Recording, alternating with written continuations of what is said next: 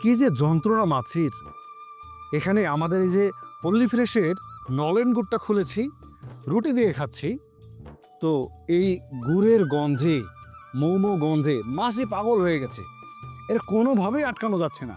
এই মাছের যন্ত্রণায় আমরা ভালো করে খেতেই পারছি না।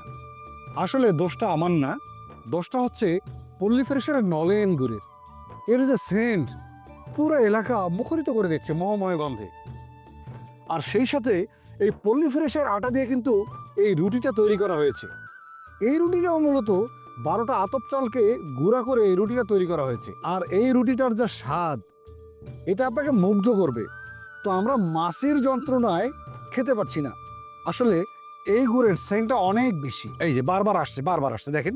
হেস, হেস, হেস, হেস। যা যা শোনো বাচ্চা, নাও নাও নাও নাও নাও। মাছি খাওয়ার আগে আমাদের খেতে হবে, তাহলে কিন্তু ভাগে পাবা না। তাড়াতাড়ি নাও। তো দেখেন, গুড়টা খুবই অসাধারণ গুড়। মনে হবে যে মধু। আসলে এটা মধুর থেকেও পিওর বলবো আমি। মধুতে তো সবাই 2 নম্বরই করতে পারে, এটাতে 2 নম্বরই করার কোনো সুযোগ নাই, একবারে অথেন্টিক। ওয়াও, দেখেন কতটা সুন্দর। ওয়াও।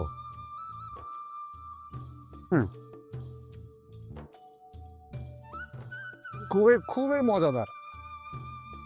ভাতিজা কেমন লাগছে? না, অসাধারণ আঙ্কেল, অসাধারণ লাগতেছে আমাকে। তোমার এটা কত নম্বর রুটি চলে? আমার এটা 5 নম্বর রুট। 5 নম্বর রুটি চলে। ভাতিজা 5টা খাওয়া শেষ, আমারও 4টা খাওয়া শেষ। আমি একটা পিছে আছি। এই সকালবেলায় আপনারা যদি আপনার বাসায় বসে এভাবে খেতে পারেন, বলেন কতটা সুন্দর সকাল হবে আপনার। আপনারা যারা এরকম সুন্দর সকাল চান, তাহলে পল্লী ফ্রেশে এই চালের আটাটা আছে, যেটা 12টা আতপ চালকে ভেঙে এই আটাটা তৈরি করা হয়েছে, সেটা একটা আটা পাবেন, যেটাতে চিনি গুঁড়া চালও আছে। এবং আপনারা যারা এই পল্লী ফ্রেশের নলেন গুড় অথবা পাটালি গুড় চান, এটাও কিন্তু নিতে পারবেন।